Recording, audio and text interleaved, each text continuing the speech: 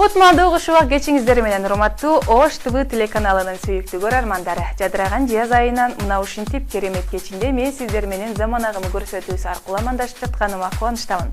Биз адаттагыдай эле сиздер менен жогорку технологиялар, акыркы түшүнүктөр, акыркы кабарлар менен тааныштырууну баштайбыз. Сиз менен бизди байланыштырып турган сыналгыны сатып алууну пландап жаткан болсоңуз, анда бизден алыстабаңыз.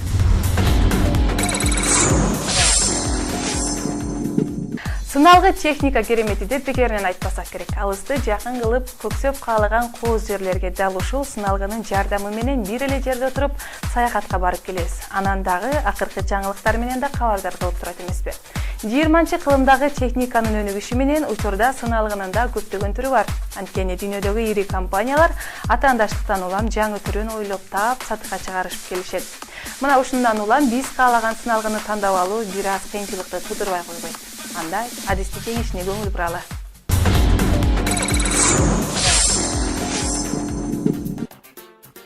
Сыналгы тандоодо эмнелерге көңүл буруу керек? Алгач экранды тандоодо көрүүчү менен сыналгынын аралыгы сакталууга тийиш. Өтө жакын же алыстан көрүү көзгө күч келтирип, оорутуп жиберет. Андыктан канча кайсы экран туура келет аныктап алганыңыз жакшы. Үйгө сыналгы тандап жатсаңыз, анда экранынын диагоналы 32 дюймдан 42 дюймга чейин болгону жакшы. Себеби 2,5-3 метр аралыктан көрүүгө ыңгайлуу. Бөлмөнүн узундугу 4 метрден 5 метрде түзгөн көпчүлүк үйлөргө ылайыктуу.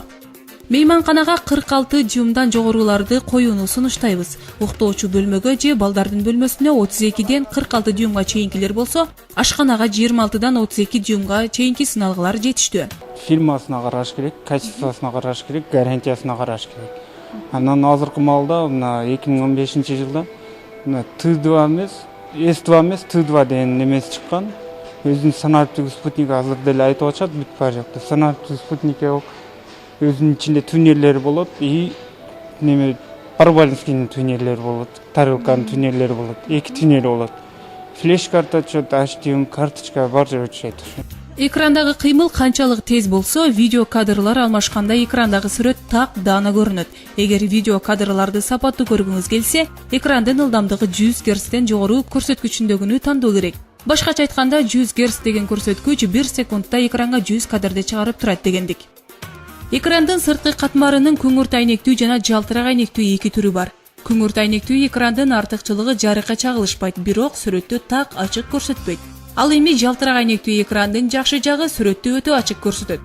Кемчилиги жарыкка чагылышканда экрандагы сүрөттү көрүү кыйынчылыкты жаратканында. Заманбап сыналгыларды азыр түрдүү түзүлүштөр менен байланыштырууга мүмкүн. Атап айтсак, компьютер, DVD, флешка, медиа плеер же ресиверге кошууга ылайыкталган туташтыргычтардын болуусу кажет. Сыналгыны сатып аларда дагы кардар экрандын түрүнө да көңүл буруусу кажет. Плазмалык түрү. Артыкчылыктары түстөрдүн карама-каршы берилүүсү жогору. Мындайча айтканда, түстөр бири-бирине кошулуп кетпейт, ортосу так, даана бөлүнүп турат. Түстөргө бай экрандагы кыймыл аракеттер табигый берилет. Кемчиликтери ысык аба айында өзү да жылуулукту көп бөлүп чыгаргандыктан көпкө иштеп калса экраны күйүп кетиши мүмкүн. Экрандагы сүрөттөрдү берүүдө майда чекиттер көзгө урунуп турат. Орто эсеп менен алганда 30 000 саатка чейин же күнүнө 8 саат деп эсептесек 9 жыл кызмат көрсөтө алат. Экрандын бир бөлүгү сынып же дагы башка зыянга учураса, экран толугу менен керектен чыгып калат. Суюк кристалдык. Артыкчылыктары: жылуулукту аз бөлүп чыгаргандыктан күйүп кетүү коркунучу дээрлик жок. Электр энергиясын аз сарптайт. 60 000 саатка чейин кызмат көрсөтөт. Кемчиликтери карама-каршы түстөрдүн жана алардын ачык берилүүсүнүн деңгээли төмөн. Биринчи кадрдагы сүрөттөр экинчи кадрдын артында элес болуп бир нече секунд сакталып туруп калат. Андыктан бир бөлүгү сынып же башка зыянга учураса, экран толугу менен иштен чыгат. Жарык диоддук. Артыкчылыгы башкаларга салыштырмалуу өтө ачык көрсөткөнү. Экрандын бир бөлүгү зыянга келтирилсе, башка бөлүктөрүнө залакасы тийбейт. Ысыкка жана суукка чыдамдуу, 50 000 сааттан ашык убакытка чейин кызмат кылат. Кемчиликтери: экрандагы чекиттердин көлөмү чоң жана баасы башкаларга салыштырмалуу кымбат.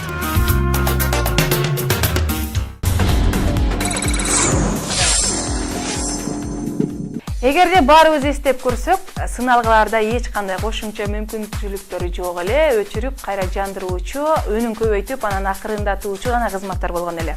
Ошол кездеги сыналгылар менен заманбап технологияны салыштырып болбойт. Анткени 10 жыл мурун бизге жомоктой сезилген мүмкүнчүлүктөрдү азыркы учурда биз колдонуп жаткан техниканын бардык түрүнөн кезиктирүүгө болот эмеспи?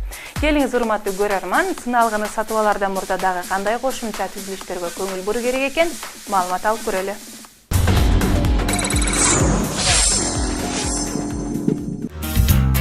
Сиздин сыналгыңыздын кошумча мүмкүнчүлүктөрү. Жогорку технологиялардын жардамы аркылуу азыркы жаңы чыгып жаткан сыналгыларга интернет байланышы туташтырылган. Сыналгыларда оюн ойноочу программалар социалдык тармактардан баарлашуу интернет браузери да орнотулган. Интернет теледен өзүңүз каалаган кинолорду көрүүгө мүмкүнчүлүк түзүлгөн. Интернет каналдагы видео ачуучу ылдамдыгы жогорку болуусу үчүн 1 мегабит стандарттык видео, 10 мегабит жогорку видео ылдамдыгы үчүн керектелет. Азыркы учурда ушундай телевизорлор чыккан, интернетке кирип, Wi-Fi улап, и 3D деген немелер бар, ата бар жокко информация кирет, и любой нерсеге кирсе боло берет. Интернет аркылуучу, Wi-Fi улап, ошонусу да жакшы, телевизор, и тюнери полный бар жогу болот, ATV, CTV, HDMI деген форматтары көп булардынчы. Интернетке туташуу үчүн Ethernet же Wi-Fi колдонулат. Айрым сыналгыларда Wi-Fi-га өткөрүүчү орнотулган. Smart TV, интернет, оюн, Skype социалдык тармактар жана башкаларды камтыйт. Сыналгылардын көптөгөн модельдери 3D форматын камтыйт. Үй ичинде 3D форматында кино же спорттук берүүнү кааласаңыз, сөзсүз түрдө көз айнегин сатып алууңуз кажет. Болбосо сиз ойлогондой көрсөтпөсү мүмкүн. 3D көз айнеги айрым сыналгылардын өзү менен болсо, айрымдарын өзүнчө сатып алууга туура келет. Эгерде сиздин сыналгыңыз 3D форматын камтыса, анда сизге 3D көз айнек, плеер, диск сатып алуу мүмкүнчүлүгү жаралат. Сырткы орнотулушу. Ар бирибиз заманбап сыналгы сатып алганда, анын арткы бөлүгүндө көптөгөн кошумча орноткучтар жайгаштырылганын көрөбүз. Бирок ага көптөгөн туташтыргычтар керектелет. Мындай ыңгайсыздыктан да чыгуунун жолун ойлоп табышты. Акыркы заманбап таштыргыч HDMI сырткы кошумча туташтыргычтардын баарысын ушул зым аркылуу кабыл ала берет. Интернетке туташыш үчүн Ethernet кабелин сатып алуу туура келет. Азыркы биз колдонуп жаткан түстүү экрандуу сыналгылардын алгачкылары 1953 жылы АКШда пайда болгон. Сыналгынын бүгүнкү күндөгү өзгөрүүлөрүнө баарыбыз эле күбө болуп жатабыз. Бирок төгөрөктүн 4 бурчун көргөзүп, укмуштуудай алаңга киргизген сыналгыны ким ойлоп тапкан, канчанчы жылдары колдонулууга берилген, баарыбызга эле белгилүү болбосо керек.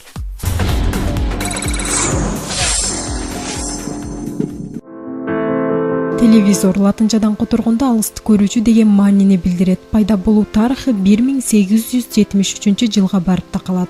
Англиялык инженер электрик Уиллоби Смит фотосүрөттү экран аркылуу чагылдырып берүүнү ойлоп тапкан. Ал айнек экранга түс берүүчү селен химиялык элементинин жардамы менен сүрөттөрдү берүү мүмкүнчүлүгүнө жол ачкан. Анын мындай ойлоп табуусу дүйнөнүн бир нече өлкөсүндөгү ойлоп табуучулар улантып өркүндөтүшөт. 1884 жылы немис улутундагы Паул Нипкоп экранга сүрөттөрдү берип туруучу диск ойлоп таап, анын негизинде алгачкы механикалык сыналгы түзүлөт. 1906 жылы германиялык Макс Дикман экрандын узундугу 3, турасы да 3 см болгон сыналгыны элдин алдына алып чыккан. Башкача айтканда, өлчөмү болжол менен 5 тыйындай болгон электр менен иштөөчү механикалык сыналгы эле. Андагы көрсөтүлгөн кадрдын ылдамдыгы 1 секундда 10 гана кадрды түзгөн жана үн коштоо деген болгон эмес. Ушул эле жылы орус окумуштуусу Борис Розинг сүрөттөрдү алыс аралыктан экранга электрдин жардамы менен көрсөтүүгө болоорун далилдеп, буга патент алган. Бирок ал кездеги сыналгыларда азыркы тил менен айтсак слайд-шоу көрсөтүлгөн. Ал эми экрандагы кыймылдуу берүүнү шотландиялык Джон Берт ойлоп чыгарып 1926 жылы тартуулаган. Арадан 5 жыл өткөндө АКШга жер которуп келген орусиялык Владимир Спаркин иконоскопту ойлоп таап, 1931 жылы АКШда электрондук сыналгылар чыгарыла баштаган. Электрондук телеберүүлөрдү эфирге чыгаруу иши 1932 жылы колго алынып, бирок АКШнын экономикасы оор абалга тушугуп, ал иш токтоп калат. Арадан 2 жыл өткөн соң бул ишти Германия колго алат. Ошентип аталган өлкөдө алгачкылардан болуп үзгүлтүксүз берүү башталат.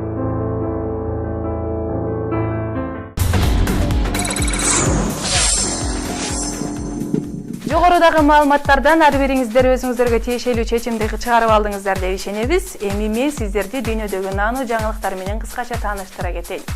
Дүйнөдөгү окумуштуулар, изилдөөчүлөр, ойлоп табуучулар укмуштуудай табылгалары менен таң калтырып келишет. Rainspeed компаниясы каржыларына суу алдында жүрө турган унаа сатып алгыңыз келеби деген суроону берип таң калтырышууда. Бул керемет унаа жана башка кабарлар менен нано жаңылыктар түрмөгүнөн таанышабыз. Адам дайыма жердеги болгон жаратылыш стихияларын багындырууга аракет кылып келген. Технологиялар адамдын бул кыялын уламдан улам жакындатып келе жатат. Жакынкы келечекте суу алдында адамдар жеке унаасы менен жүрө турган каттамдар болоорун болжолдоп жатышат.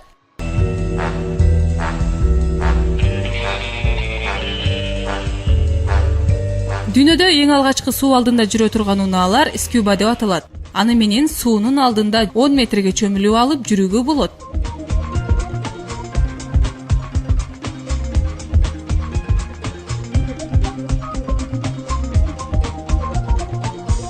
2008 жылы Rainspeed компаниясы аталган унааны жасап чыккан. Ал электр менен иштейт жана 2 киши батат.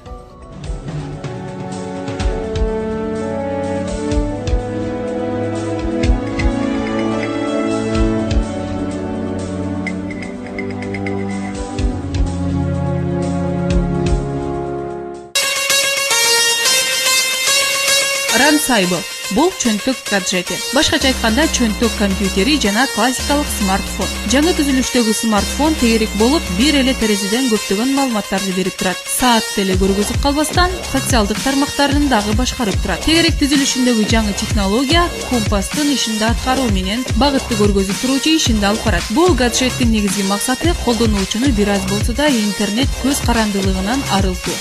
Сүрөткө тартуу программалары да мыкты деңгээлде. Сырткы бөлүгү болсо жыгаштан капталган.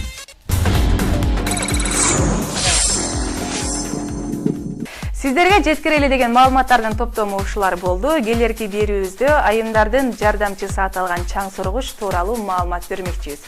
Эгерде сиздерди кызыктырган суроолор болсо, экран астындагы номерге SMS жөнөтсөңүздөр, биз сөзсүз түрдө тиешелүү адистерден жооп алып бермекчибиз.